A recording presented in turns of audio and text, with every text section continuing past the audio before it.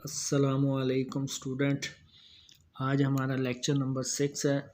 इससे पहले 5 लेक्चर्स में हमने अरिथमेटिक सीक्वेंस जो है वो देखा है। उसमें 5 लेक्चर में उसमें टर्म्स भी सीखी है और उसका सम बनाना वो भी सीखा है।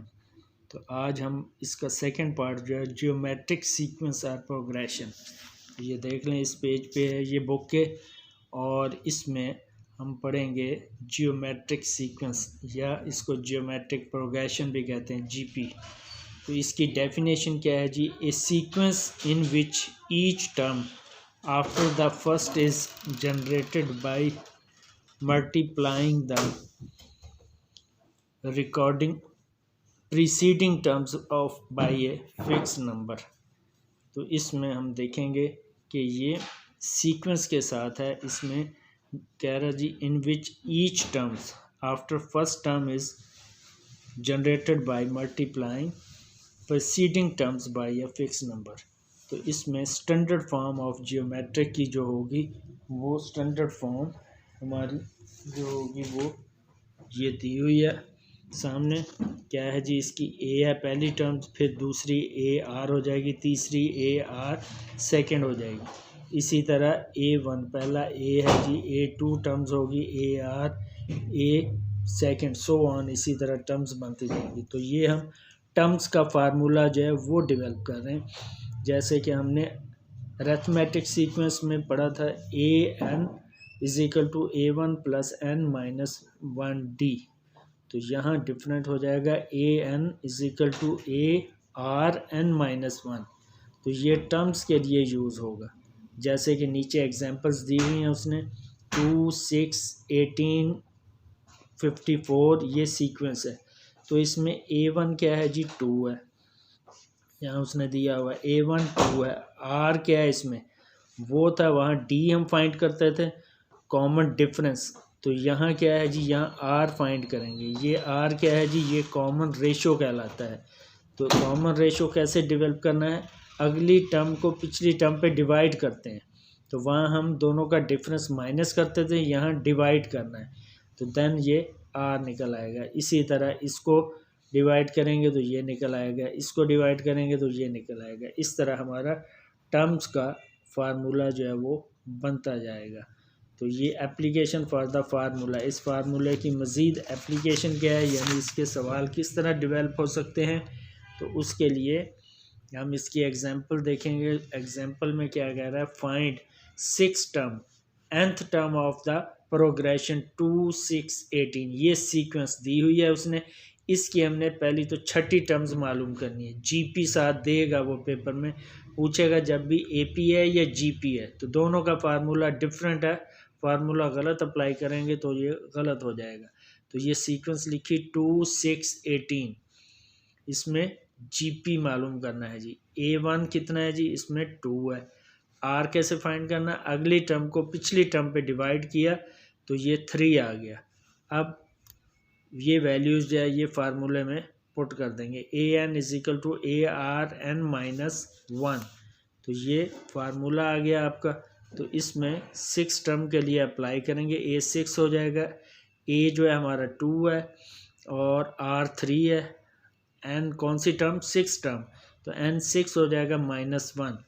तो इसको मज़ीद सिंप्लीफाई करेंगे, 2 3 की पावर 6 माइनस 1 5 हो जाएगी। तो इस तरह जब इसको कैलकुलेट करेंगे 3 की पावर 5 मल्टीप्लाई 2, तो ये 486 आंसर आ जाएगा। यानी ये छठी टर्म का आंसर आ गया। तो इस तरह आगे nth टर्म भी मालूम की है उसने। nth टर्म क्या होगी? AN 2n, बाकी वही वैल्यू होगी। n की वैल्यू यानी ये nth टर्म है, nth टर्म जो है ये आंसर आ जाएगा।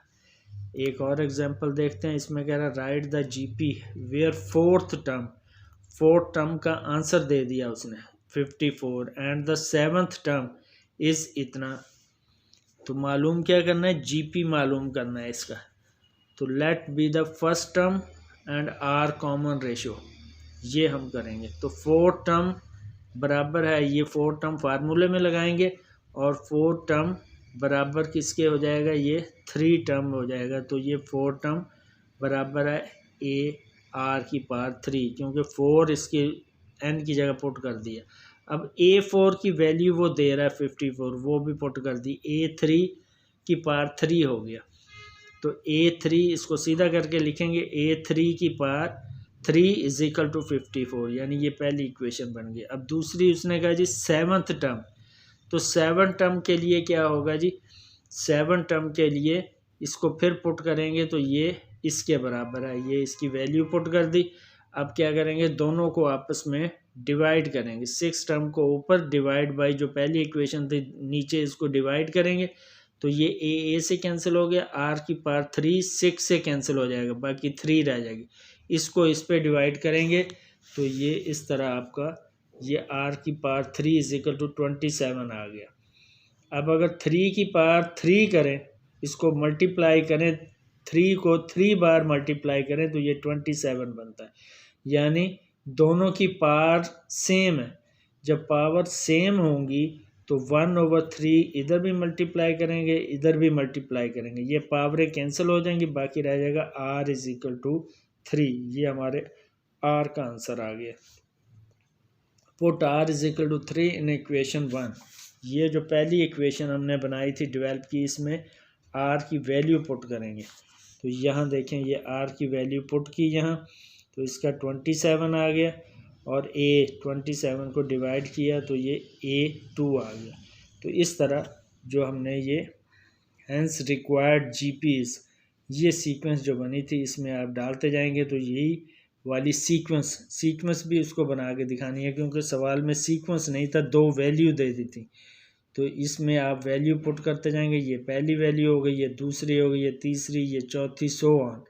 या तो सवाल में ये वैल्यूज सीरीज़ देता है तो बाकी चीज़ें आपसे फाइंड करवाता है। अब उसने बाकी चीज़ें दे दी, उसने कहा सीरीज़ बना के दिखाएं, GP बना के दिखाएं, राइट द GP। तो ये GP इसकी बन गई है। तो ये इस तरह।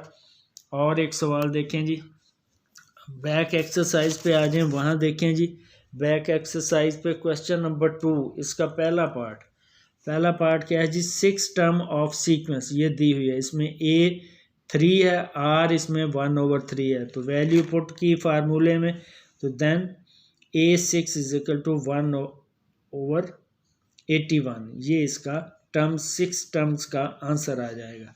इसी तरह इसमें क्वेश्चन नंबर 3 देखें जी, क्वेश्चन नंबर 3 का पहला पार्ट, ये इसको मैं आपको दिखाता हूँ सॉल्व करके। तो ये जी, ये इसका सीरीज़ लिखी हुई है ऑफ GP की। तो A1 सारी वैल्यू निकाली है, R और ये सिंपल R आ गई।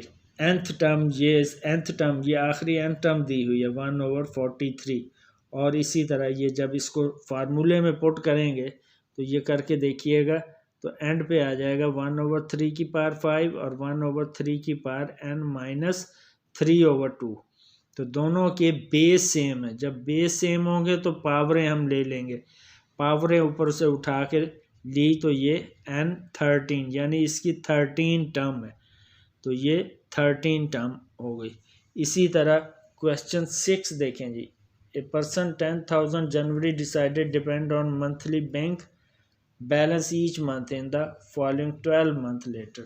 तो ये भी देखें जी, इसको भी मैंने बनाया, प्रेजेंट वैल्यू क्या जी, या प्रेजेंट बैलेंस A है, तो A is equal to 10,000, balance पहले मंथ में A का 10%, यानी A में से 10% कम हो गया, 10% ऑफ A, तो A इसमें कॉमन लिया, 1 - 10% हो गया, 1 - 10% का मतलब 0.1, तो ये 0.9 आ गया।